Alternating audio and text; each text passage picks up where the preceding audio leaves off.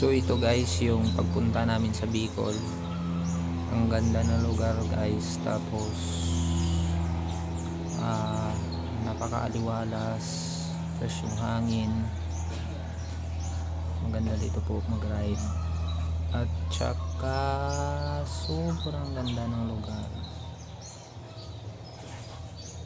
Always. At anlipiga pa dito. Sobrang ganda talaga. Mula pa kami niyan Paranaque. Halos yung biyahe namin dyan mula Paranaque is almost 15 hours kasi naligaw kami. Almost 440 kilometer din yung biniyahe namin. Bali nagas ko dyan sa Mio Sporte ko is 1,200 balikan 1,200. Punta ka na ng Bicol. Sulit yung biyahe namin dyan. So yung baon ko dyan na pera is mga 5,000 plus. Nagpunta lang kami dyan, nag-attend ako ng binyag ng anak-anakan ko, tapos ginala ako ng kumpare ko dyan. Yan yung kumpare ko, nakadilaw.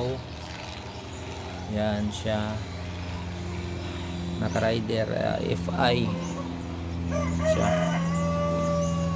Tapos sa akin yung Mio ko, medyo may karga lang siya pero kaunti, nasa 130cc. Pero ito matakbo din yan ng 120.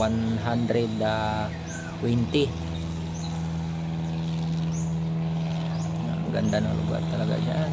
Sulit na sulit talaga.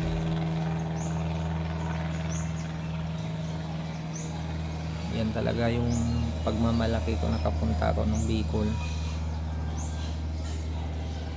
Umabot pa kami dyan ng Tabako.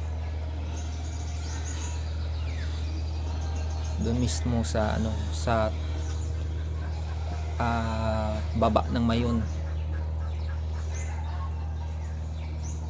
Yan, sana makapunta din kayo dyan. Sobrang ganda talaga ng lugar. Next video naman.